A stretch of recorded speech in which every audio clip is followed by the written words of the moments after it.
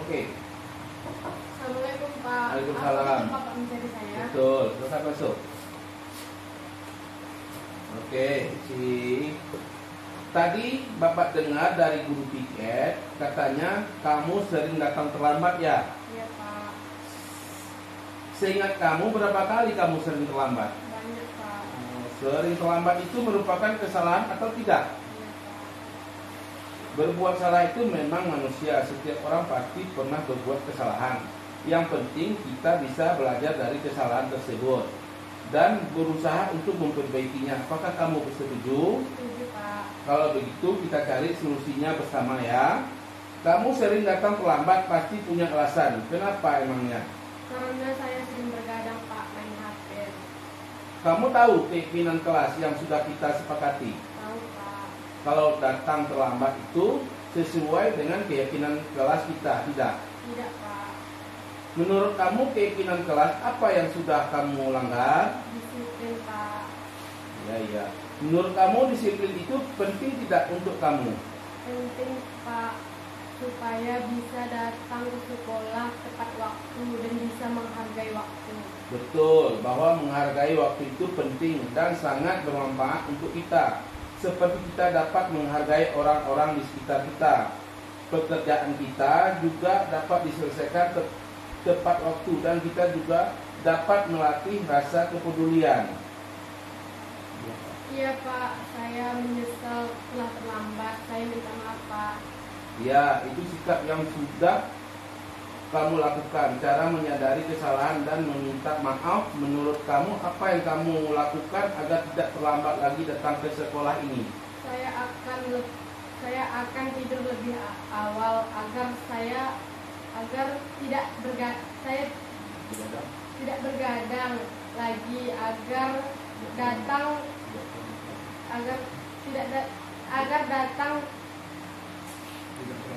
tidak terlambat lagi. Baik, kamu sudah menemukan solusinya dan Bapak akan menghargai orang tua kamu. Diedit sini. Dan Bapak akan menghubungi orang tua kamu agar kamu tidak terlambat lagi datang ke sekolah. Sekarang silakan kembali ke kelas ya. Terima kasih Pak. Sama-sama. Pak Yahya itu penting.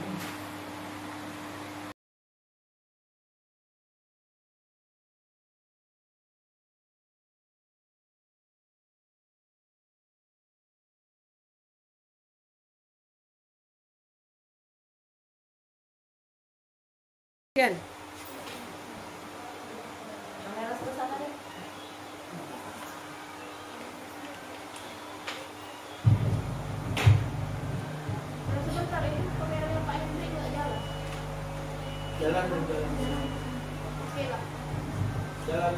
Bismillahirrahmanirrahim. Assalamualaikum warahmatullahi wabarakatuh.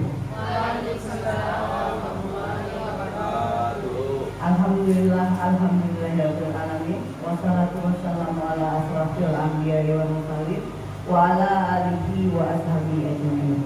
Amma ba'du.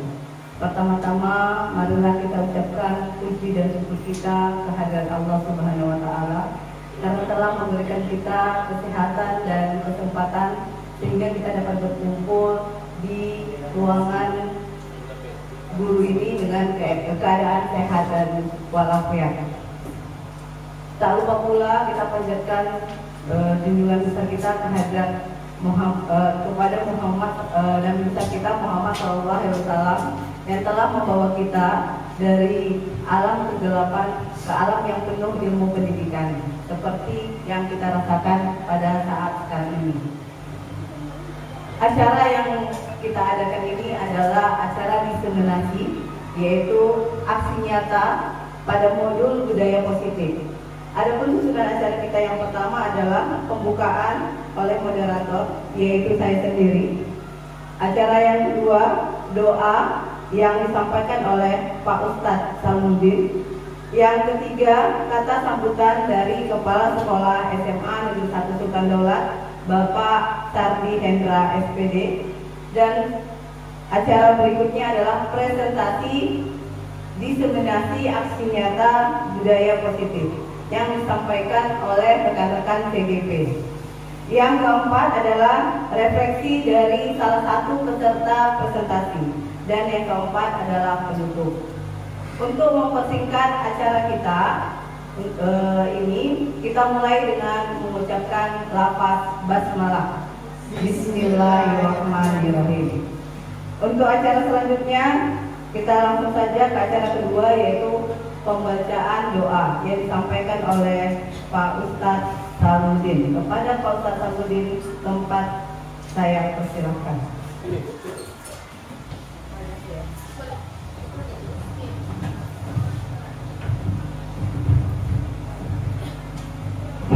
Bismillahirrahmanirrahim. Warahmatullahi wabarakatuh. A'udzu billahi minasyaitonir rajim. Bismillahirrahmanirrahim. Alhamdulillahirabbil alamin wassalatu wassalamu ala asyrofil anbiya'i wal mursalin wa ala alihi wa sahbihi ajma'in. Allahumma ighfir lana dhunubana wa liwalidayna warhamhuma kama rabbayana shaghira. ولجدنا ولجداتنا ولمشايخنا ولأستاذنا ولأستاذاتنا ولجميع المؤمنين والمؤمنات والمسلمين والمسلمات الأحياء منهم والأموات إنك على كل شيء قدير. ربنا هب لنا من أزواجنا وذرياتنا قرة أعين واجعلنا للمتقين إماما. اللهم أنزل الرحمة والمغفرة والعافية السلامة والهداية التوفيق والعناية علينا يا الله مدرستنا هذا SMA Sultan Daulat. Amin ya rabbal alamin. Allahumma anzil rahmah wa maghfirah wal afiyah salamah wal hidayah taufiq wal inayah alaina ya Allah wa khususan hadha firqah CGP angkatan 11 ya Allah ya arhamar rahimin. Rabbana atina fid dunya hasanah wa fil akhirati hasanah wa qina adzabannar. Wa sallallahu ala sayyidina Muhammadin wa ala alihi wa sahbihi wa barik wa sallim. Subhana rabbika rabbil izzati amma yasifun.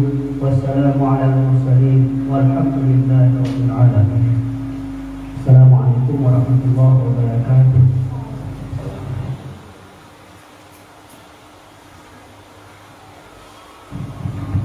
Baiklah, kita lanjutkan acara berikutnya, yaitu kata sambutan oleh Kepala Sekolah SMA Negeri 1 Sultan Daulat, Bapak Tardi Hendra SPD. Kepada Bapak, waktu dan tempat kami persilakan.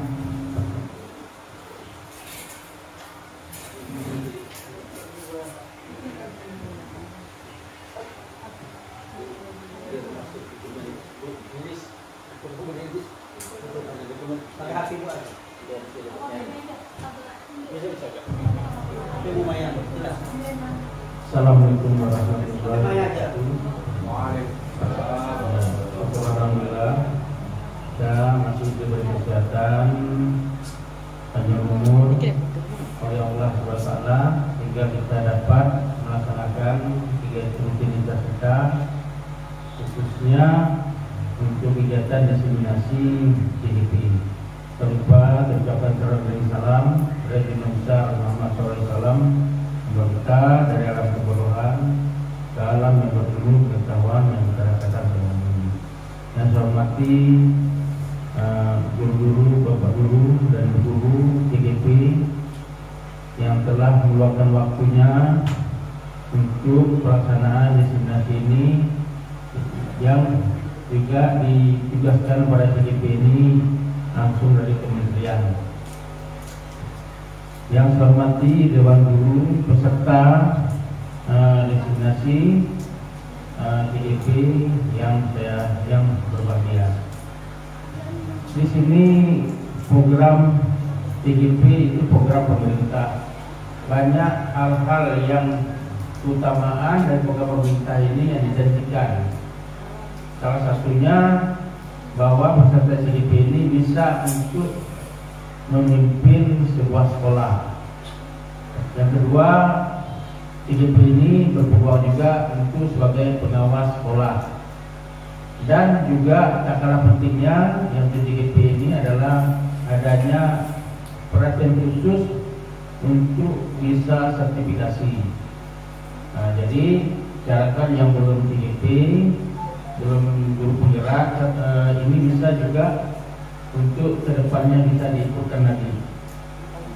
Ya, berarti inilah yang dikasih peluang-peluangnya oleh pemerintah. Untuk apa tujuannya? Bahwa DDP ini untuk memajukan pendidikan yang berpusat pada siswa. Jadi kita selama ini mungkin terlupakan bahwa jalannya pendidikan ini salah satunya inti pokoknya karena adanya siswa. Kalau tidak ada siswa berarti sekolah tidak jalan, walaupun gurunya lengkap. Nah ini ya, walaupun siswanya satu. Kalau di Jawa itu ada karena siswanya 2 kadang, tapi sekolah itu tidak jalan. Kalau siswanya 2 tidak ada berarti sekolah tidak jalan. Dan juga bahwa di sini ada juga namanya karya nyata, aksi nyata yang telah dipelajari melalui daring, juga melalui lokakarya, berarti didiseminasikan, istilahnya disampaikan kepada guru-guru beserta hasil daripada selama pendidikan dalam beberapa bulan ini. Dan juga akhirnya nanti program ini berjalan selama berapa bulan, Pak? Biasanya 6 bulan lamanya. 6 bulan lamanya. Jadi 6 bulan lamanya inilah yang diharapkan sama guru penggerak nanti setelah jadi guru penggerak untuk bisa menggerakkan sekolah ini yang lebih baik lagi. Hanya dibutuhkan Bapak. Saya akhiri dengan Assalamualaikum warahmatullahi wabarakatuh.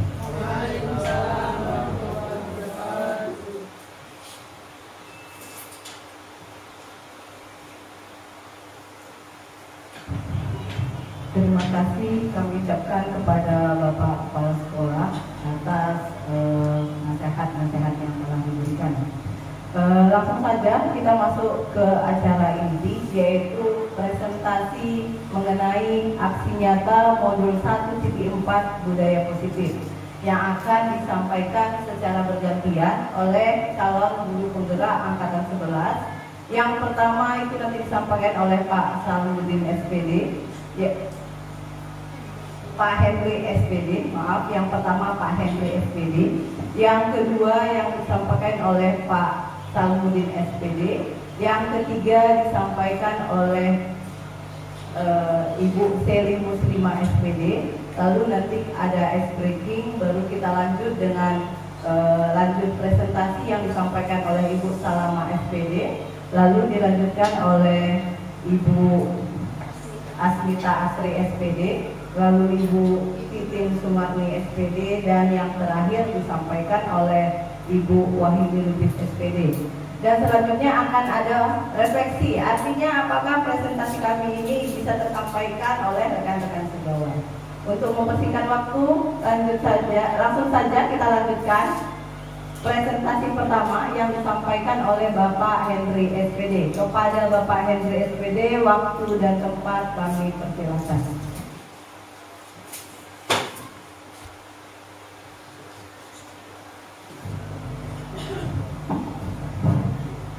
Assalamualaikum warahmatullahi wabarakatuh.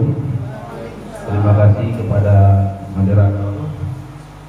Baiklah Bapak Ibu, bagaimana kabar Bapak Ibu semua? Sehat? Sehat. Ya. Tapi kalau menurut wajahnya ini banyak yang kurang senyum. Ya, kurang sehat atau bagaimana? Atau karena musim dingin?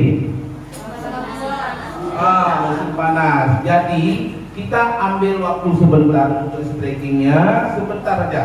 Silakan Bapak Ibu berdiri, ya, berhadapan. Tapi Pak Sabtu dengan Pak Kasturi itu berpasangan. Ibu Hijrah dengan Bu Siti Aisyah berpasangan. Yang lain baru saling berpasang-pasangan. Nah, kalau Pak Sabtu mulimnya nggak masalah. Ini bukan. Silakan geser sebentar Pak Sabtu. Breaking sebentar, yaitu judulnya senyum 30 detik. Ya, nanti akan timbul aura-aura positif. Biar wajah kita ini tersenyum. Jadi kalau cemberut selalu nanti banyak dicurigai sama orang. Udah. Ibu ini, Ibu Maya boleh berhadapan dengan sana. Kamu berdiri. Ibu Maya ke sini. Udah. Oke. Berhadapan. Lihat awannya, lihat hidungnya, ya. Nah, kan belum apa-apa, belum saya suruh, udah ketawa semua. Udah? Kita coba lihat waktunya. Kita butuhkan waktu 30 detik cuman, nggak banyak-banyak. Udah? Coba perhatikan hidungnya, matanya, mulutnya. Sekarang mulai senyum. Senyum dimulai. Senyum aja, nggak usah ngomong. Lihat aja, tetap.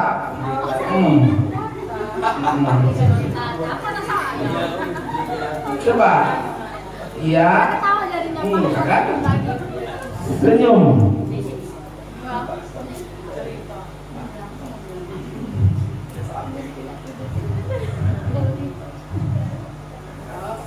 Oke, terima kasih Bapak Ibu. Silakan kembali ke tempatnya masing-masing.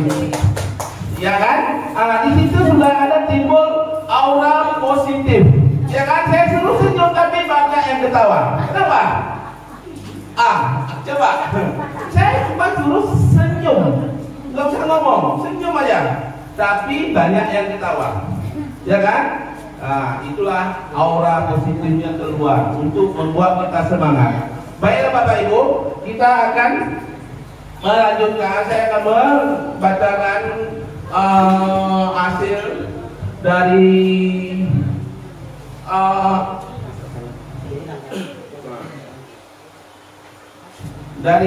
eliminasi kami, yaitu yang berjudul disiplin positif. Yang pertama itu disiplin positif dari perubahan paradigma belajar menurut filosofi ajaran Ki Hajar Dewantara.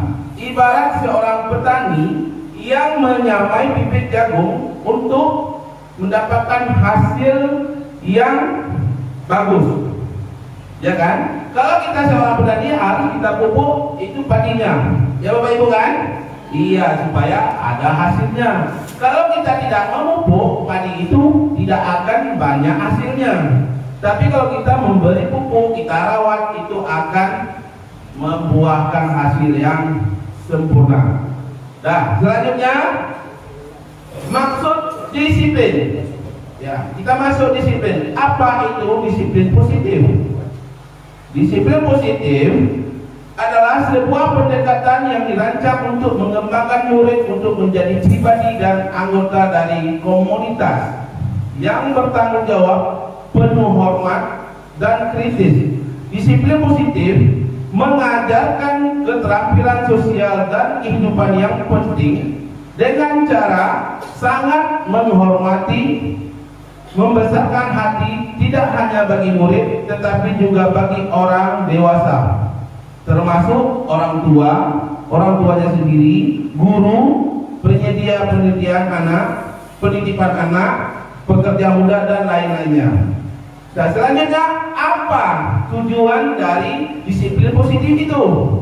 Disiplin positif bertujuan untuk bekerja sama dengan siswa dan tidak menentang mereka penekanannya,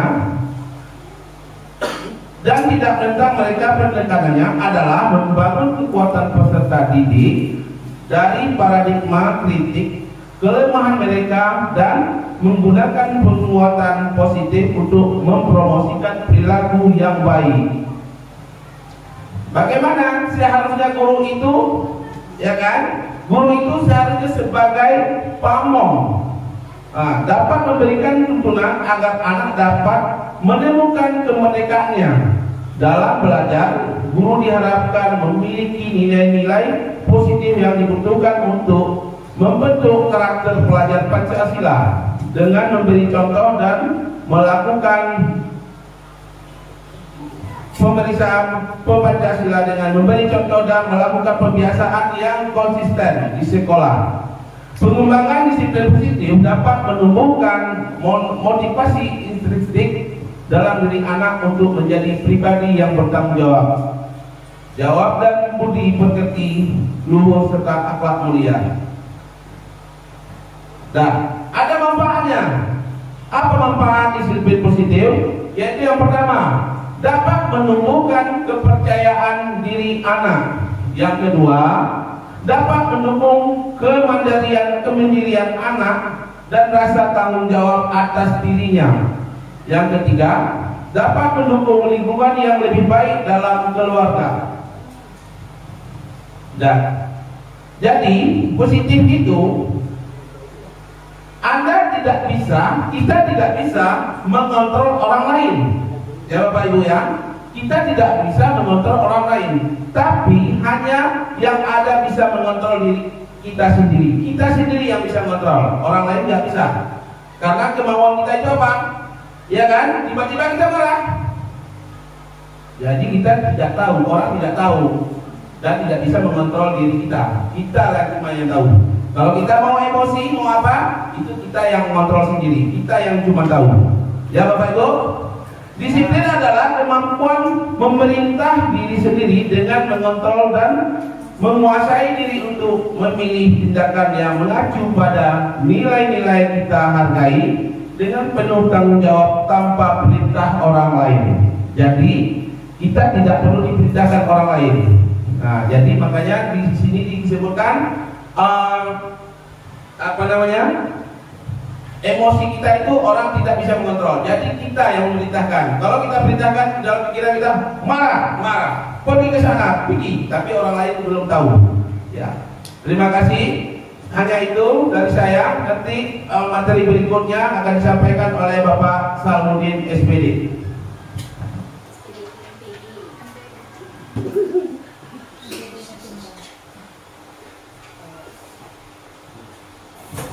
Kita masuk ke presentasi yang kedua, yaitu mengenai motivasi perilaku manusia. Motivasi perilaku manusia ini disampaikan oleh CGP Pak Salmudin SPD. Kepada Pak Salmudin, tempat dan waktu saya persilakan.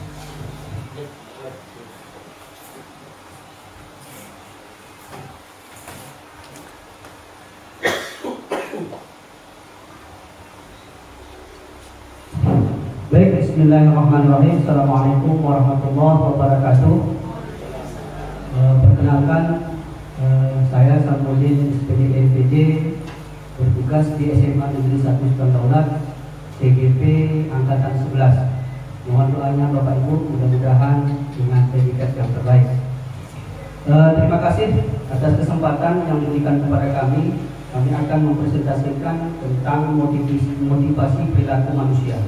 Bapak Ibu yang dirahmati oleh Allah, perilaku manusia itu ada 3 yang bisa kita lihat, namun akan berdampak kedua unsur nanti.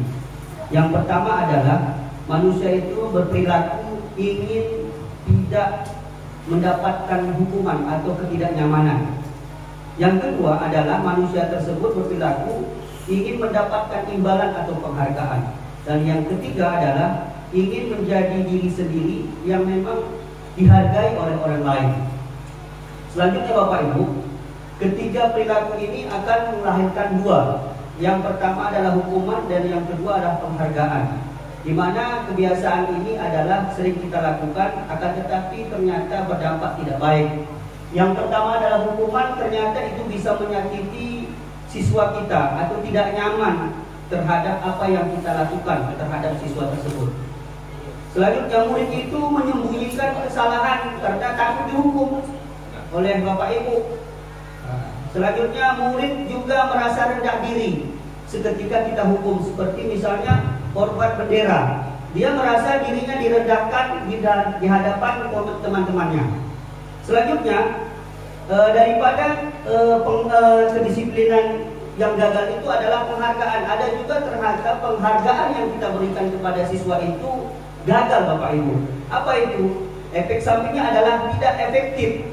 Kenapa? Kenapa penghargaan kita itu ternyata mungkin tidak relevan, tidak sesuai.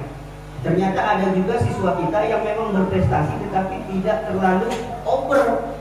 Kita hanya melihat secara visual saja. Ternyata ada anak-anak yang dimana mereka itu berkreatif tetapi tidak menonjolkan. Begitu dia ujian Bapak Ibu, dia bisa menjawab soal dengan tuntas. Tapi ada siswa tersebut hanya sekedar dilihat secara visual saja.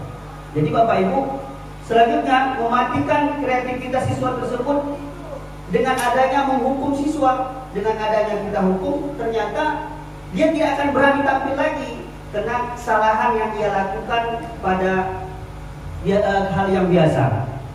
Next. Selanjutnya Bapak Ibu, ada konsep yang ditawarkan oleh Gosen pada tahun 2004, yaitu restitusi. Apa itu restitusi? Adalah menciptakan kondisi bagi murid untuk memperbaiki kesalahan mereka sehingga mereka bisa kembali pada kelompok mereka dengan karakter yang lebih kuat. Artinya Bapak Ibu, jati dirinya tampil, dia akan menampilkan pada kreativitasnya tanpa ada rasa takut. Apa ciri-cirinya? Mungkin Bapak Ibu ini sudah mungkin ada beberapa yang melakukan, hanya saja mungkin istilahnya saja yang agak tidak seberapa kita dengar. Yang pertama adalah ciri-cirinya bukan untuk menebus kesalahan, namun untuk belajar dari kesalahan. Jadi Bapak Ibu, ternyata setiap manusia itu pasti melakukan kesalahan. Intinya bagaimana kesalahan itu bisa memperbaiki diri kita untuk lebih baik. Yang kedua adalah memperbaiki hubungan terhadap orang lain dengan adanya tawaran, bukan paksaan. Seperti misalnya anak-anak melakukan kesalahan, kita menawarkan, kamu mau minta maaf atau dihukum? Tentu Bapak Ibu, mereka akan memilih yang minta maaf tanpa ada risiko. Kalau hukuman pasti dirinya direndahkan, dia merasa tidak nyaman. Tapi kalau kita kasih tawaran untuk meminta maaf, mudah-mudahan tawaran ini bisa sesuai dengan apa yang ia harapkan. Selanjutnya, restitusi ini memiliki ciri menuntut untuk melihat ke dalam dirinya. Jadi ternyata siswa ini kalau tidak kita bangkitkan gairah atau menjadi jati dirinya, kemungkinan siswa kita ini akan begitu-begitu saja Bapak Ibu. Jadi adanya motivator sebagai seorang guru kita ini, kitalah yang akan bisa menjadikan anak kita itu berprestasi. Jadi kita berikan gairah-gairah yang sugesti yang positif pada mereka sehingga mereka bisa menjadi yang lebih baik. Selanjutnya Bapak Ibu, ada perbedaan dari kegiatan yang kita lakukan selama ini. Yang pertama adalah hukuman, yang kedua konsekuensi, dan yang ketiga adalah restitusi. Hukuman apa yang terjadi? Seperti misalnya hukuman siswa tersebut menghormat bendera 10 menit karena tidak mengerjakan PR. Itu adalah hukuman. Konsekuensi bagaimana? Ciri-cirinya adalah guru memberikan konsekuensi untuk mengajarkan, untuk mengerjakan PR-nya saat istirahat dikerjakan sebanyak 3 kali lipat. Artinya mereka itu tidak dihukum, tapi secara konsekuensi mereka akan mengerjakan lagi PR-nya dengan waktu yang kita berikan sesuai dengan kondisi pada saat itu. Jadi waktu istirahat kan tidak terlalu menyita waktu belajar dia. Tapi ada konsekuensi, ada restitusi yang menawarkan yang lebih efektif lagi, yang lebih positif, yaitu guru menanyakan keyakinan kelas, kenapa siswa itu melakukan kesalahan, kenapa siswa itu tidak mengerjakan PR. Nah, nantinya dirinya dan membantu siswa tersebut menyelesaikan masalahnya dengan adanya kita ingatkan kembali keyakinan kelas yang kita buat secara bersama-sama. Jadi siswa tersebut, oh saya salah. Nah, dan kita yakinkan kepada siswa kita tersebut agar tidak melakukan kesalahan tersebut. Kenapa? Karena kita ingat, orang yang melakukan kesalahan yang secara berturut-turut itu bisa dikatakan merugi. Bahkan kata Rasulullah itu bisa menjadi manusia yang celaka Bapak Ibu. Tetapi apa yang kita tawarkan, kita ingatkan, kita sugestikan kepada siswa kita bahwasanya, nah hari ini harus lebih baik daripada hari yang kemarin. Kenapa demikian? Kata Rasulullah, nanti siswanya jadi orang yang beruntung. Kalau beruntung hari ini, insya Allah akan beruntung di masa depan. Karena hari ini cerminan untuk masa yang akan datang. Terima kasih Bapak Ibu, mungkin sekedar ini yang bisa kami sampaikan. Mudah-mudahan konsep restitusi yang ditawarkan oleh Gansen pada tahun 2004 ini bisa kita terapkan di sekolah kita Kami akhiri, terima kasih atas segala perhatian. Mohon maaf atas segala kekurangan. Assalamualaikum warahmatullahi wabarakatuh.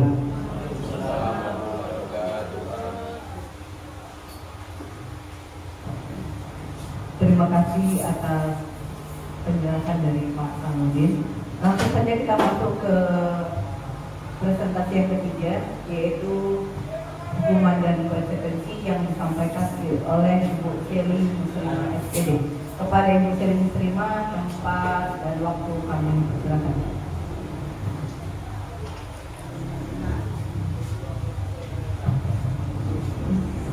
Assalamualaikum warahmatullahi wabarakatuh. Perkenalkan, sebelumnya nama saya Seli Muslimah, calon guru penggerak angkatan 11. Saya akan membahas mengenai hukuman dan konsekuensi.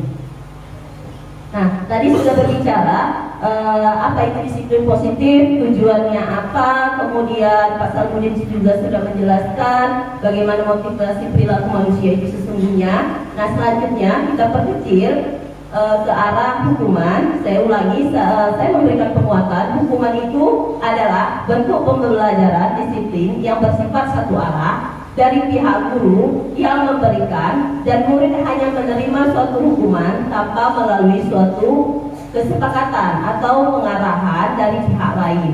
Hukuman ini bersifatnya bisa terencana ataupun tidak. Yang kedua, hukuman dan penghargaan adalah hal yang sama, karena keduanya mencoba mengendalikan perilaku seseorang. Karena orang pada dasarnya tidak suka dikendalikan dalam jangka waktu lama. Penghargaan akan terlihat sebagai hukuman jika suatu penghargaan diharapkan, namun Anda tidak mendapatkannya, Anda akan merasa dihukum. Nah, selanjutnya selain hukuman, ada juga yang namanya konsekuensi. Konsekuensi ini adalah hasil atau akibat dari suatu tindakan atau keputusan yang bisa bersifat positif maupun negatif. Konsekuensi dapat membantu siswa belajar dari tindakan mereka sendiri. Nah, ini ada perbedaan hukuman dan konsekuensi. Yang pertama, hukuman adalah sesuatu yang dijatuhkan kepada pelaku melalui prosedur keadilan, sedangkan konsekuensi merupakan akibat langsung dari suatu perbuatan yang dilakukan. Nah, ini Bapak Ibu bisa dilihat pada layar. Di sini ada tindakan guru. Yang pertama, satu, mencatat 100 kali di dalam buku kalimat, yaitu saya tidak akan terlambat lagi karena terlambat ke sekolah. Nah, yang berikutnya kita lihat bagian konsekuensi pada poin 4, menggantikan kertas tugas teman yang telah dicoret-coret. Jadi yang pertama itu termasuk bagian dari hukuman. Sedangkan poin yang keempat itu adalah konsekuensi.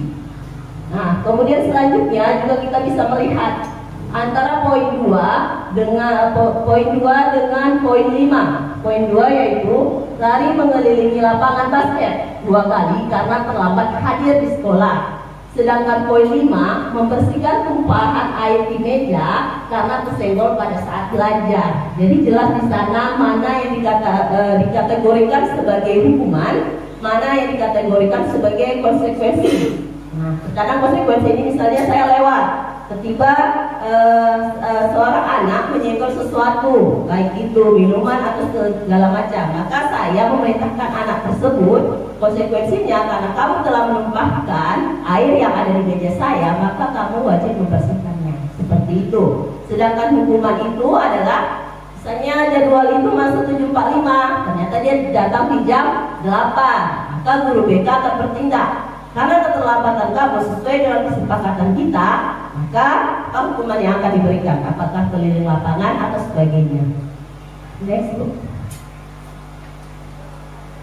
Nah, selanjutnya ini adalah bagian hukuman dan konsekuensi itu ada nanti dikatakan identitasnya gagal dan identitasnya sukses. Kenapa dikatakan identitasnya gagal? Yang pertama kita lihat dulu bagian hukuman. Hukuman adalah sesuatu yang menyakitkan harus terjadi. Nah, selanjutnya otomatis karena terjadi maka akan menimbulkan rasa tidak nyaman pada pelakunya, yaitu siswa. Nah, seperti yang dikatakan Pak Salmudin tadi, manusia itu konsepnya tidak ingin dihukum, maka Identitas yang sukses itu yang harus kita jalankan adalah bentuknya konsekuensi ataupun restitusi. Nah, kalau konsekuensi ini sesuatu yang harus terjadi, tidak nyaman, tapi durasinya lebih pendek daripada hukuman. Sedangkan restitusi ini adalah pemecahan masalah, tapi bentuknya tidak harus dihukum, tidak harus menerima konsekuensi, tapi apa cara kita untuk memperbaiki kesalahan tersebut. Next book. Nah, ini selanjutnya adalah tadi kalau misalnya restitusi itu, maka dia hasilnya yang akan timbul adalah konsep budaya disiplin positifnya adalah berbentuk positif, karena artinya kita belajar dari kesalahan yang tadi kita melakukan salah, kita perbaiki dengan cara restitusi. Nanti akan dijelaskan lebih lanjut. Kemudian sedangkan konsekuensi itu sifatnya akan menghasilkan sifat yang netral, karena jangka masa konsekuensinya itu tidak terlalu lama. Sedangkan hukuman kenapa dikatakan negatif? Karena hukuman ini lebih berdampak ke jangka panjang, artinya nanti timbul rasa sakit hati segala macamnya. Mungkin itu Bapak Ibu yang dapat saya sampaikan. Selanjutnya saya serahkan kepada moderator. Terima kasih atas penyampaian dari Ibu Tri Muslimah. Nampaknya lebih dalam ya. Dari yang pertama hanya kata disiplin positif, dilanjutkan dengan Pak Salmudin yang menyampaikan teori motivasi perilaku manusia, dan yang ketiga yaitu hukuman dan konsekuensi. Di sini yang paling sering perbedaan oleh guru-guru. Jadi di sini mana hukuman, mana konsekuensi. Jadi anak ini bisa dipilih.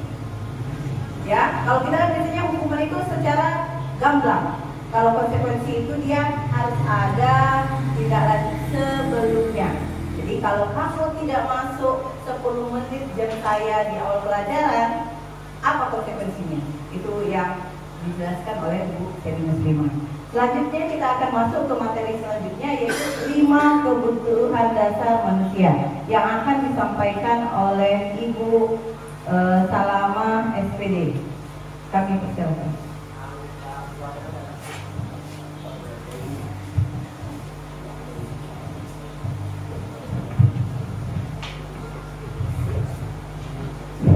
Terima kasih kepada moderator atas kesempatan yang diberikan kepada saya. Sebelum kita lanjut materi 5 kebutuhan dasar manusia, saya perhatikan Bapak Ibu sudah mulai agak loyo gitu ya. Jadi supaya membakar semangat Bapak Ibu guru hebat, kita akan melakukan ice breaking terlebih dahulu ya. Jadi caranya sama juga dengan breaking yang pertama oleh Pak Andri tadi, bukan sama modelnya ya, cuma samanya adalah saling berpasangan gitu. Kalau bisa pasangannya laki-laki dengan laki-laki, perempuan dengan perempuan ya. Coba dulu Bapak Ibu cari pasangannya. Apa boleh ikut? Iya. Boleh. Ya. Jadi Pak Ujupira dengan Bu Maya. Iya, Pak Kasuli dengan Pak Sabdu. Pak Kasuli dengan Pak Sabdu, Bu Maya dengan Bu Ujupira, Bu Aisyah dengan Ibu Indra, Bu Dewi dengan Bu Silmi. Ya, jadi caranya begini nanti. Jadi agak ini untuk membuat saling lebih akrab lagi kita ya. Jadi yang pertama nanti begini, tadi pasangan. Pertama dijelaskan aku dan kamu, gitu ya. Kalau aku berarti dengan dirinya. Iya. Kalau kamu berarti kawannya. Aku dan kamu saling berkacak pinggang. Iya. Sama Bu, saling berkacak pinggang pertama. Aku dan kamu saling bercinta. Dan yang kedua, aku dan kamu saling berjabat tangan. Gini ya.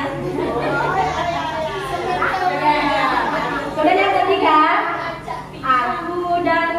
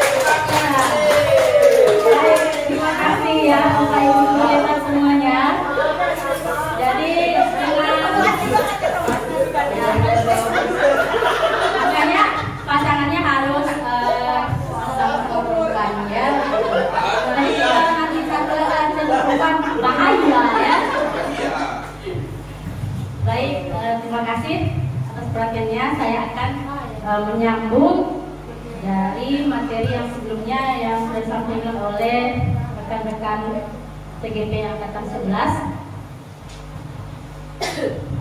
Baik, sebelumnya saya akan memperkenalkan diri. Nama saya Salama SPD. Saya juga merupakan calon guru penggerak Angkatan 11.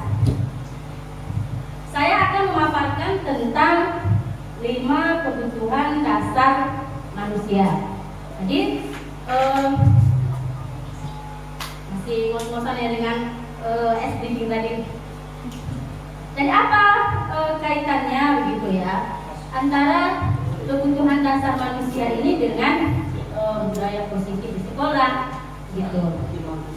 Untuk membangun budaya sekolah yang bersifat positif, yang menciptakan lingkungan yang aman dan nyaman ya, serta menciptakan pribadi siswa yang positif gitu, yang menjadi lebih baik, misalnya berdaya, kemudian bahagia.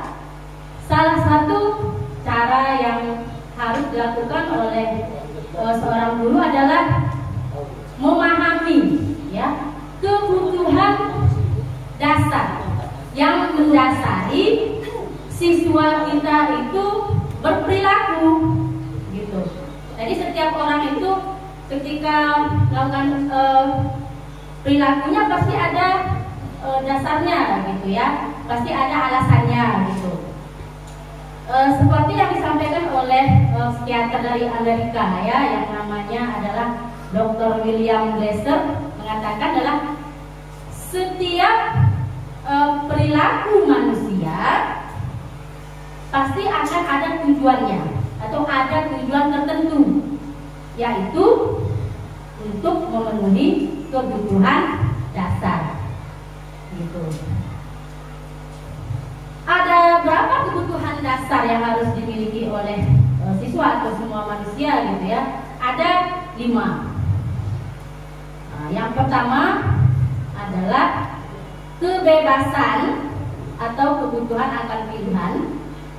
Yang kedua adalah penguasaan atau kebutuhan atau pengakuan atas kemampuan. Yang kemudian adalah kasih sayang dan rasa terima, bertahan hidup dan kesenangan atau kebutuhan untuk merasa senang. Ya, gitu ya Bapak Ibu. Artinya 5 dasar inilah sehingga seseorang itu mempengaruhi perilakunya. Kenapa dia bersifat positif? Kenapa dia bersifat buruk begitu? Karena dasarnya ke 5 hal ini. Yang pertama adalah bertahan hidup.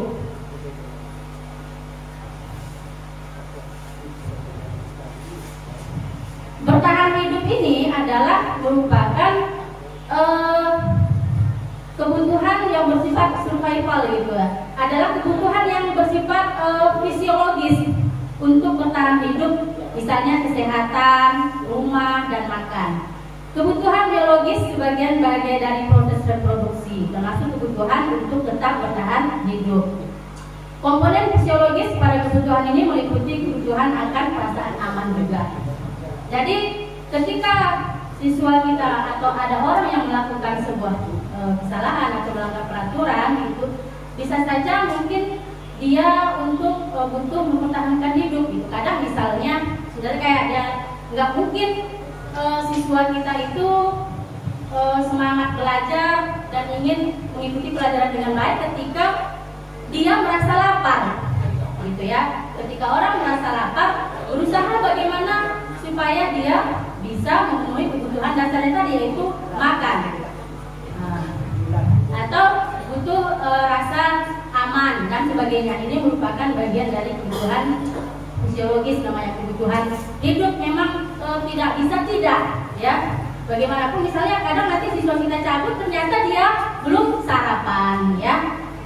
Jadi dia harus makan dulu supaya kebutuhan dasarnya yaitu kebutuhan hidup dia terpenuhi ya.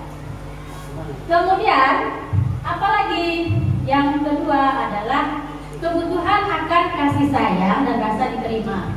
Jadi kebutuhan ini ada 3 kebutuhan berikutnya adalah kebutuhan fisiologis, kebutuhan untuk disayangi dan diterima meliputi kebutuhan akan hubungan dan koneksi sosial, kebutuhan untuk memberi dan menerima kasih sayang, dan kebutuhan untuk merasa menjadi bagian dari suatu kelompok.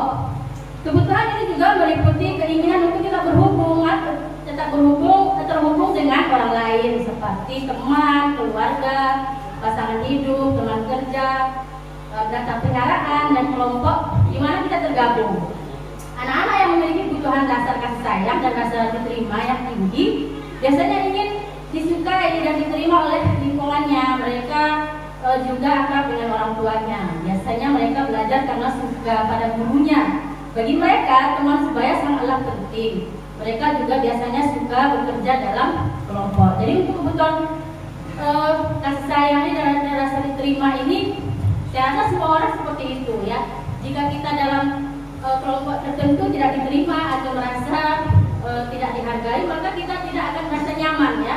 Bisa saja mungkin kita akan tinggalkan tempat itu, atau mungkin kalau dalam kelas mungkin ada guru yang tidak memperhatikan siswa. Ada sebagian memang siswa itu dia butuh dengan perhatian ya, butuh dengan kasih sayang. Jadi dia kalau suka dengan orang itu maka dia akan senang dan bahagia gitu. Kemudian yang selanjutnya adalah kebutuhan selanjutnya adalah penguasaan atau kebutuhan pengakuan atas kemampuan. Kebutuhan ini berhubungan dengan kekuatan untuk mencapai sesuatu, jadi kompeten, jadi terampil, diakui atas prestasi kita, didengarkan, dan memiliki rasa harga diri. Kebutuhan ini meliputi keinginan untuk dianggap berharga, bisa membuat perbedaan, bisa membuat pencapaian, kompeten, diakui, dihormati.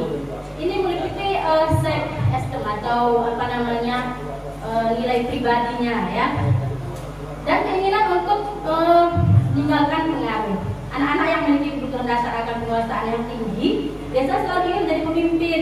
Mereka juga suka mengamati sebelum mencoba hal baru dan merasa kecewa bila melakukan kesalahan. Mereka juga biasanya rapi dan sistematik dan selalu ingin mencapai yang terbaik. Jadi begitu ya, setiap siswa kan unik ya. Ada yang ingin tadi kasih sayang, ada yang butuh merasa dialah yang paling berkuasa gitu ya, ingin sekali dia itu yang paling tampil menjadi yang terbaik gitu. Jadi mempengaruhi perilakunya juga. Kemudian selanjutnya adalah kebebasan. Kebutuhan dasar adalah kebebasan atau kebutuhan akan pilihan.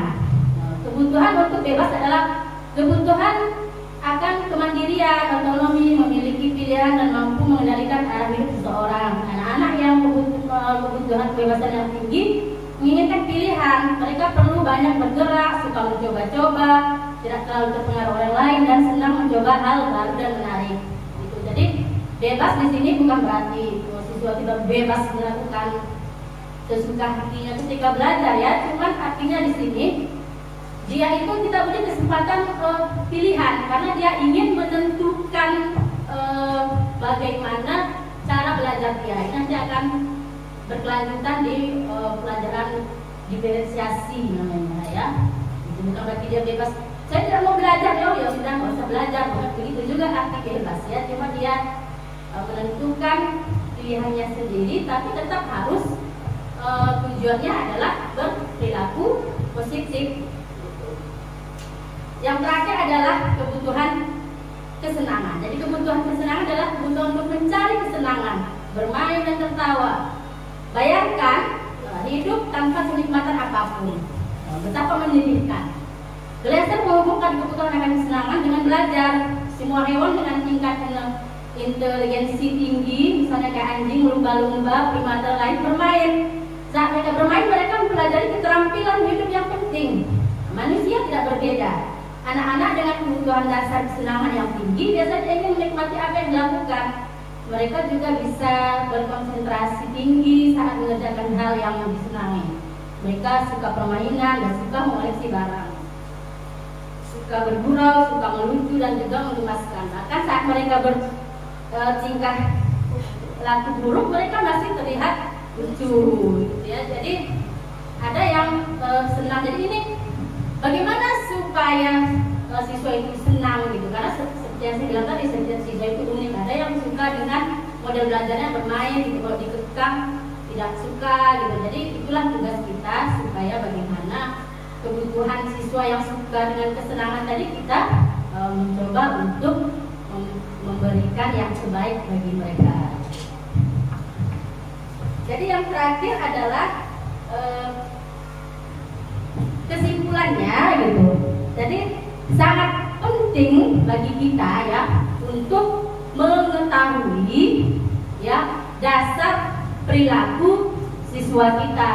Jadi kalau nanti kita sudah tahu apa yang mendasari dia sehingga berperilaku seperti itu, misalnya berperilaku tidak sesuai dengan kita inginkan atau berperilaku jauh dari nilai-nilai kebajikan, maka itulah tugas kita untuk mencari tahu gitu mengapa dia berperilaku seperti itu. Maka nanti lanjutnya adalah bagaimana caranya supaya dia berperilaku positif, dan akan ada lanjutannya yaitu melakukan restitusi gitu ya, atau melakukan dialog, bertanya kepada dia kenapa dia melakukan hal tersebut.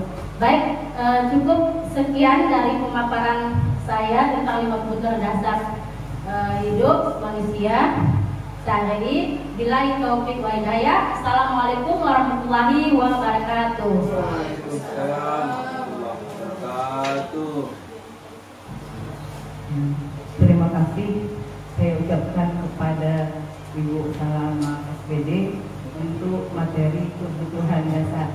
Selanjutnya yaitu saya sendiri ya. Saya sendiri di sini akan menyampaikan materi posisi kontrol restitusi.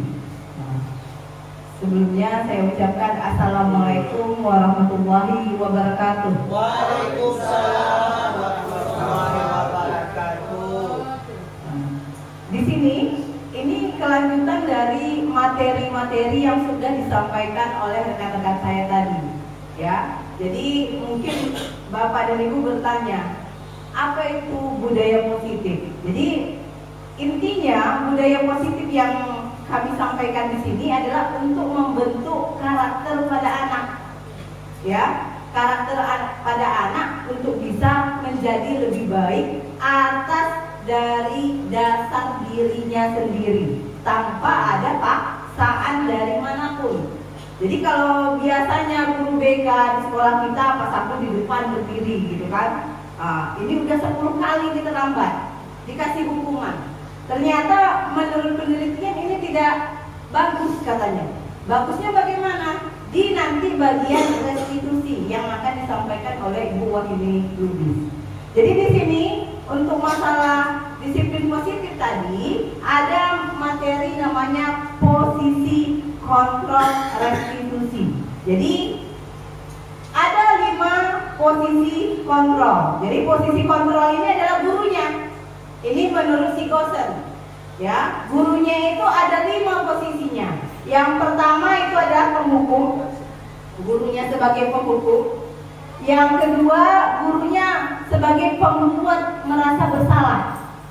Dan yang ketiga, itu gurunya itu bisa sebagai teman. Yang keempat yaitu sebagai pemantau, dan yang kelima yaitu manajer. Oke, untuk posisi kontrol yang pertama itu penghukum. Ini yang paling sering kita lakukan. Yang paling sering kita lakukan pada anak baik di dalam maupun di luar kelas. Ya, jadi ini kalau penghukum ini apa? Guru itu merasakan dialah yang paling benar. Penghukum ini bisa dilakukan dengan cara apa? Bisa verbal, bisa non verbal. Itu dia. Apa kata-kata yang biasanya dilakukan guru untuk membuat anak itu merasa terhukum? Itu kata-katanya ada 3 itu. Yang pertama, patuhi aturan saya atau awas. Jadi kata-katanya ini harus keras. Biasanya kalau guru-guru penghukum. Yang kedua itu, kamu selalu saja salah ya. Nah, seperti itu. Harus memang keras. Yang ketiga itu, pasti selalu kamu yang terakhir selesai. Jadi kalau kata-kata itu yang kita sampaikan ke anak-anak kita, jadi posisi ibu itu di posisi mana ini? Penghukum. Nah, itu dia. Jadi yang kedua, ya, itu ada posisi pembuat merasa bersalah.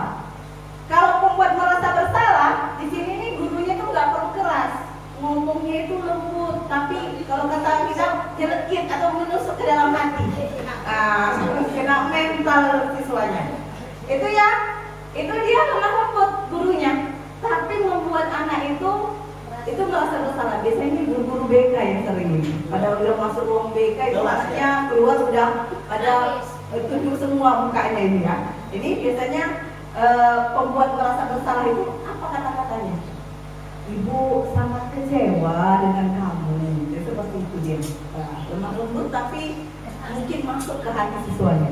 Yang kedua, berapa kali Bapak harus memberitahu kamu ya? Itu dia.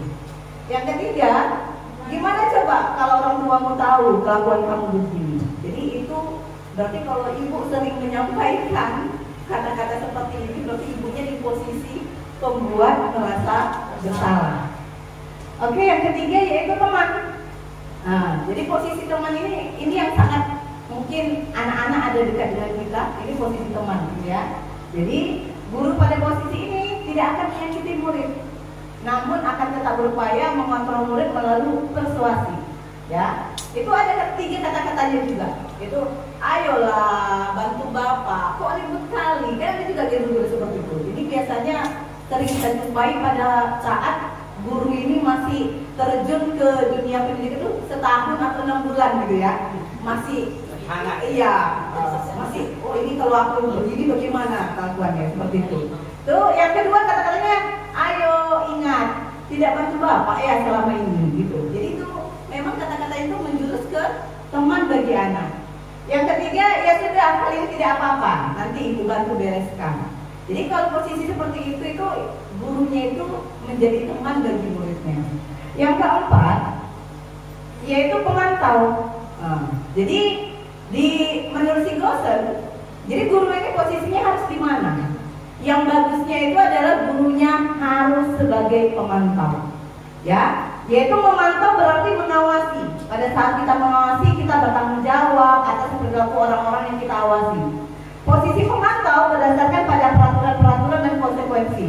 Dengan menggunakan sanksi konsekuensi, kita dapat memisahkan hubungan pribadi kita dengan murid. Jadi kalau pemantau ini dia konsekuensi. Misalnya Pak Kasturi, pada jam pelajaran IPA, PAI, pendidikan agama, misalnya kalau kamu tidak membawa Al-Quran, kamu akan menulis surah Qul Huwallahu Ahad 1 lembar misalnya. Itu sudah keyakinannya.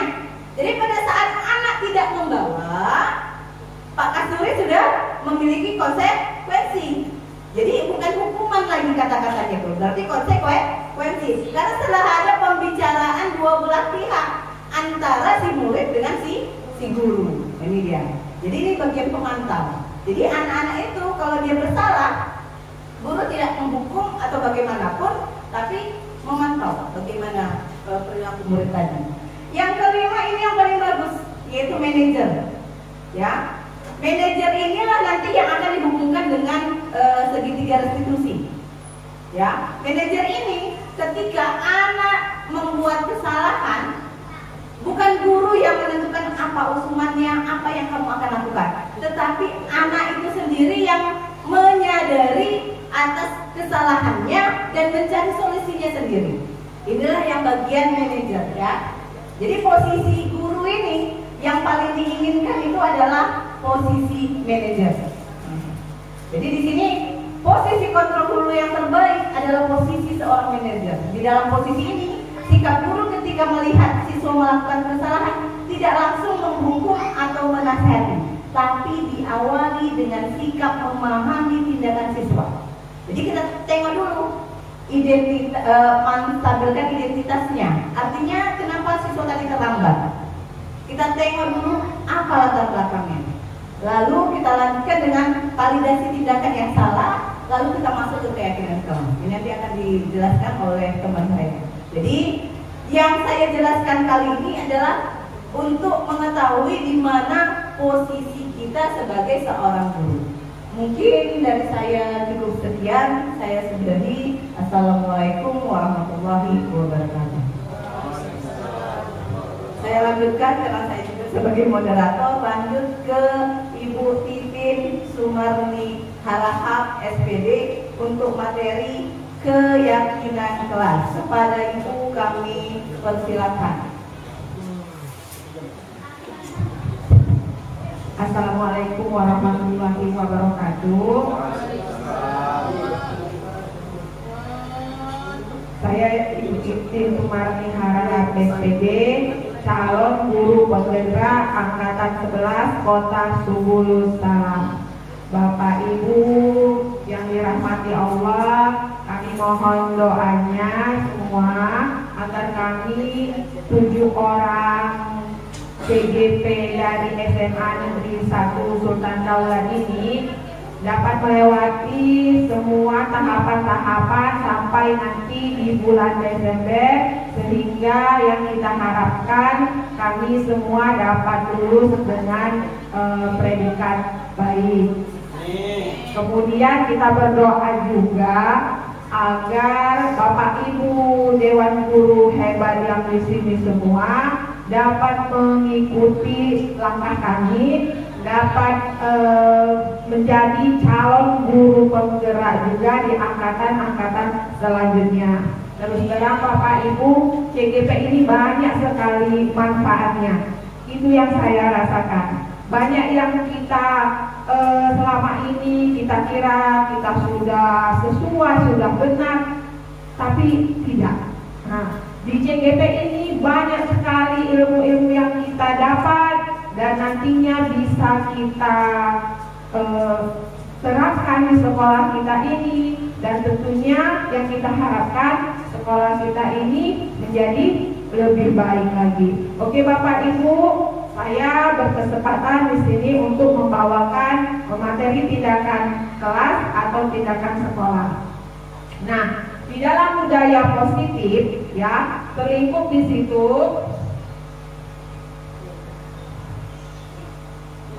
di dalam budaya positif melingkupi lingkungan positif. Kemudian di lingkungan positif itu ada keyakinan kelas, dan di keyakinan kelas itu nanti disitulah letak peraturan kelas.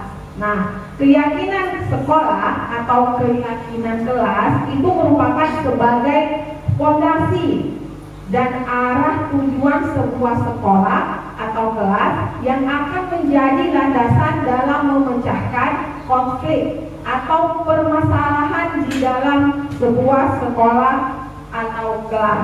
Jadi keyakinan kelas ini lebih bersifat umum dan idealis ya. Keyakinan kelas ini merupakan nilai-nilai dan prinsip-prinsip yang ingin dicapai ya, dari nilai-nilai kebajikan yang sudah dibuat. Contoh misalnya menghormati satu sama lain, ada nilai kebajikan di situ ya. Berusaha untuk menjadi yang terbaik juga ada nilai kebajikan itu ya. Jadi keyakinan kelas itu ya dibuat dari nilai-nilai kebajikan, nilai-nilai kebajikan yang menekankan pada keyakinan seseorang akan lebih memotivasi seseorang dari dalam. Seseorang akan lebih tergerak dan bersemangat untuk menjalankan keyakinannya daripada hanya sekedar mengikuti serangkaian peraturan tertulis tanpa makna. Selanjutnya, tahapan menciptakan program kebajikan. Yang pertama, lihat daftar kebajikan yang telah disusun bersama. Jadi nilai-nilai kebajikan apa yang mau kita ambil? Nah, itu kita susun secara diskusi, secara bersama-sama. Kemudian tentukan nilai-nilai kebajikan yang ingin dijadikan perhatian utama di kelas tadi dengan cara curah pendapat dalam kelompok. Selanjutnya, sempurnakan beberapa daftar nilai-nilai kebajikan yang utama. Membahas kembali dalam kelompok nilai kebajikan apa yang kita ambil untuk kita jadikan keyakinan kelas kita. Kemudian setelah dirangkum semua, buatlah poster atau poster lah cocoknya ya, untuk media di sekolah agar semua warga sekolah dapat mengetahuinya. Dan selanjutnya pembentukan keyakinan sekolah atau keyakinan kelas. Ya, keyakinan kelas ini kan tadi sudah dikatakan lebih abstrak sifatnya daripada peraturan. Kalau peraturan itu kan lebih rinci dan lebih konkret dia nilainya. Kalau peraturan lebih spesifik. Contoh peraturan itu misalkan tidak boleh berteriak di kelas. Nah, gitu ya. Selanjutnya, keyakinan kelas berupa pernyataan-pernyataan yang universal. Kemudian pernyataan keyakinan kelas senantiasa dibuat dalam bentuk yang positif pasti ya, yang positif yang kita buat. Kemudian keyakinan kelas hendaknya tidak terlalu banyak, ya kan? Gak mungkin juga lah semua nilai kebajikan itu kita masukkan ke dalam keyakinan kelas. Jadi kenapa kita buat jangan terlalu banyak? Untuk mempermudah kita mengingat dan dipahami oleh seluruh warga kelas. Kemudian keyakinan kelas sebaiknya sesuatu yang dapat diterapkan di lingkungan kita atau di lingkungan kelas kita tersebut. Kemudian seluruh warga kelas hendaknya ikut berkontribusi dalam pembuatan keyakinan kelas lewat diskusi pendapat atau curhat pendapat. Jadi kalau semua kita ikut sertakan dalam pembuatan keyakinan kelas, jadi semua warga kelas merasa dia yang membuat keyakinan kelas dan akan mematuhi keyakinan kelas yang sudah dibuat tersebut. Kemudian keyakinan kelas itu juga bisa kita tinjau kembali dari waktu ke waktu. Misalkan nanti setelah dibuat keyakinan kelas sudah di-share, sudah ditempel di poster, ditempel di mading. Nah, pada suatu waktu ada keyakinan kelas yang kurang cocok. Jadi bisa kita tinjau kembali atau kita rubah kembali secara curhat pendapat lagi. Ya mungkin begitu saja yang bisa saya sampaikan.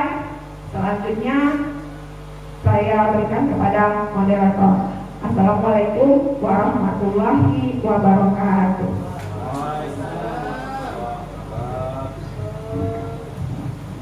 Terima kasih atas presentasi atau penyampaian materi dari Ibu Tuti Sumarnihara SPD. Selanjutnya kita ke materi terakhir ya. Ini materi terakhir yaitu praktek segitiga restitusi yang akan disampaikan oleh Ibu Wahyuni Lubis SPD. Kepada Ibu kami persilakan dengan hormat.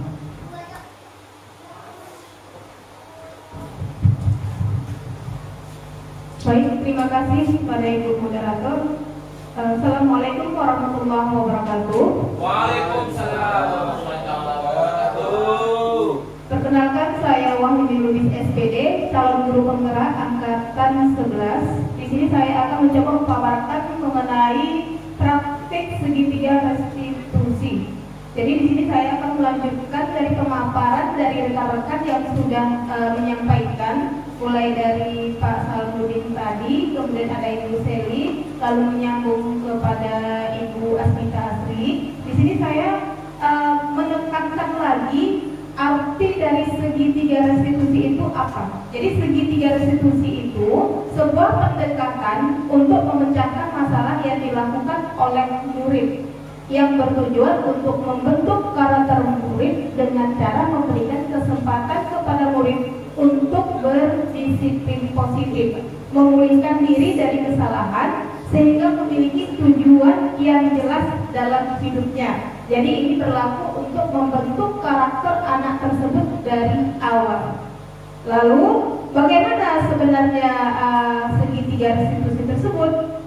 Di sini dapat Bapak Ibu lihat di pemaparan saya, segitiga restitusi itu meliputi dari 3 tahapan. Yang pertama yaitu menstabilkan identitas. Di sini ungkapan yang bisa kita sampaikan kepada siswa, misalnya setiap orang pasti pernah melakukan kesalahan. Jadi kalimat-kalimat yang disampaikan kepada siswa itu adalah kalimat-kalimat yang dapat menuntun siswa itu ke arah permasalahan yang pernah dia buat. Bukan dia merasa dihukum, tetapi dia bisa menceritakan apa sebenarnya yang terjadi. Kenapa saya melakukan hal seperti itu? Nah, selanjutnya kamu bukan satu-satunya yang pernah melakukan hal tersebut. Artinya apa? Kita mencoba mendalami perasaannya. Jadi di sini sebenarnya di tahapan segitiga restitusi ini peran yang paling penting adalah Bapak Ibu di bagian konseling. Selanjutnya tahapan kedua bagaimana? Validasi tindakan yang salah. Bagaimana caranya? Kamu tentu punya alasan mengapa melakukan hal tersebut. Kenapa siswanya membuat seperti itu? Pasti dia punya alasan. Jadi kita memberikan irama kata mengajak biar supaya dia tidak mau menceritakan menjadi mau menceritakan. Jadi dengan kalimat-kalimat dengan irama yang sangat lembut seperti yang sudah disampaikan oleh Bu Asmita tadi. Jadi nada kita mempengaruhi bagaimana moodnya seorang murid. Lalu adakah cara yang lebih efektif untuk mendapatkan apa yang kamu butuhkan? Jadi kita mencoba mencari solusinya bersama-sama dengan tidak menghukum murid tersebut. Selanjutnya yang terakhir tahapan apa? Menanyakan keyakinan. Nah di sini yang bisa kita paparkan keyakinan kelas apa yang telah kita sepakati. Biasanya ini kita memulai Bapak Ibu di kelas masing-masing membuat kesepakatan. Nah kita mau berbuat kelas ini mau bagaimana? Contoh, Bu, saya boleh izin ke kamar mandi. Kesepakatan yang memang murid tersebut yang menyampaikan dan bukan gurunya yang harus menekankan. Lalu kamu ingin menjadi orang seperti apa? Kita mencoba biar supaya dia bersikap jujur. Jadi seperti itu tahapan dari segitiga restitusi.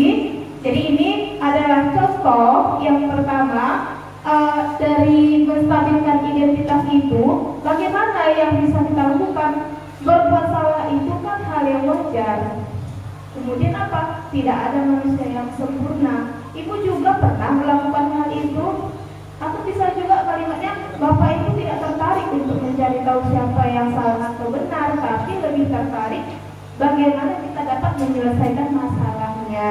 Lalu kamu berhak merasa hal seperti itu. Jadi kasus ini, di sini saya ambil kasus dari murid, yaitu namanya si Adit. Dia sering terlambat ke sekolah. Jadi saya boleh menanyakan dengan lemah lembut, dengan bahasa-bahasa yang tidak menekan perasaannya.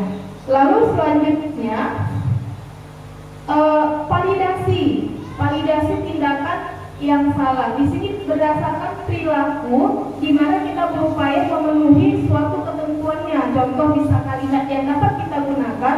Kamu pasti punya alasan kenapa melakukan hal tersebut. Padahal kamu bisa melakukan hal yang lebih buruk dari itu. Kamu melakukannya karena menghargai sesuatu yang penting bagi kamu kan? Bisa kita membuat siswa tersebut untuk dapat bercerita tanpa harus mengintonasikan nada kita dengan cara menyenggak-nenggak atau memarah atau nada tinggi. Jadi dapat saja nada kita anggap memang siswa tersebut seperti keluarga kita sendiri sebenarnya.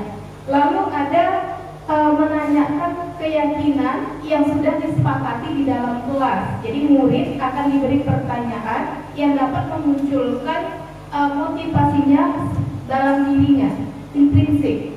Jadi contoh kalimatnya bagaimana? Apa keyakinan yang pernah kita buat di kelas? Jadi murid tersebut akan mikir, oh iya ya, kami sudah sepakat bersama-sama kepada guru ini, bapak ini ya, seperti itu. Nah nilai-nilai apa yang telah disepakati? Terus seperti apa kelas yang ideal menurut kamu? Oh tidak ribut Bu, nyaman, tentram, seperti itu. Jadi kamu ingin menjadi seorang seperti apa? Apakah kamu ingin menjadi seorang yang terus-terusan bolos ke sekolah atau terus-terusan merasa bersalah? Jadi dapat ditanyakan bagaimana siswa tersebut mampu mengutarakan masalahnya, kemudian guru tersebut bisa menyelesaikannya. Jadi seperti yang sudah disampaikan oleh rekan-rekan saya sebelumnya, budaya positif ini lebih menekankan bagaimana karakter siswa tersebut dapat kita perbaiki, caranya seperti apa kita bertindak sebagai manajer, dan itu sudah disampaikan oleh Ibu Tasbihati. Ya, pemaparan saya. Assalamualaikum warahmatullahi wabarakatuh. Saya kembalikan kepada Ibu Moderator.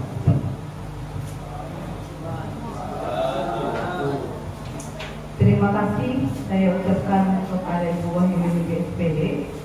Mungkin ini materi yang kita sampaikan pada beberapa tahap tadi, yang tujuannya tadi adalah untuk membentuk karakter anak, ya, dari disiplin menjadi budaya. Jadi budayanya apa? Misalnya kita ini untuk budaya positif ini apa? Anak tidak akan pernah terlambat lagi masuk sekolah. Jadi ada jangka waktunya kita buat ini.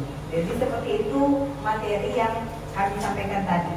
Jadi untuk merefleksi apa yang telah kita bahas tadi, saya mempersilahkan satu Dewan Guru untuk menyampaikan apa refleksi dari pemaparan yang telah disampaikan oleh CGP hebat tadi. Kepada Bapak atau Ibu, saya persilahkan.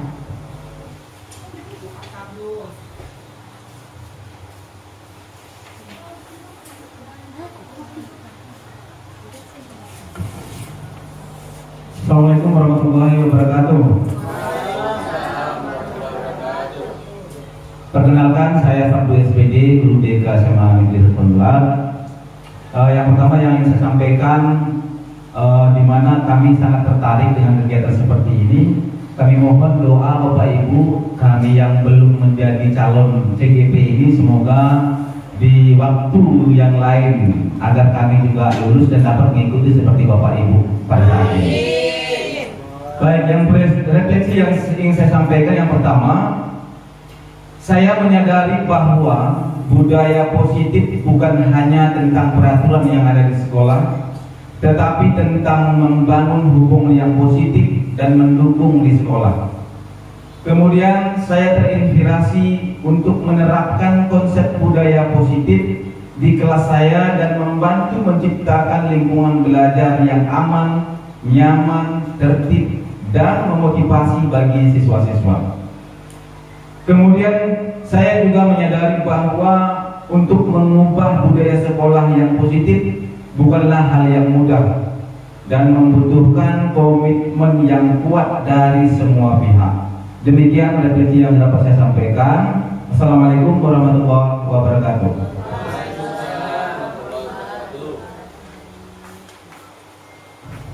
Terima kasih kita ucapkan kepada Pak Sabtu SPD yang telah merefleksi hasil dari presentasi kita dari yang pertama, yaitu segi positif sampai ke segitiga restitusi. Untuk berikutnya, ya, saya rasa hanya sekian yang dapat kami sampaikan untuk presentasi kami kali ini mengenai modul 1.4 yaitu budaya positif. Kami berharap apa yang kami sampaikan bisa bermanfaat bagi Bapak dan Ibu guru. Untuk mengakhiri acara kita ini, saya ucapkan terima kasih atas kehadiran dan kesempatan yang telah Ibu berikan. Saya sudahi. Assalamualaikum warahmatullahi wabarakatuh.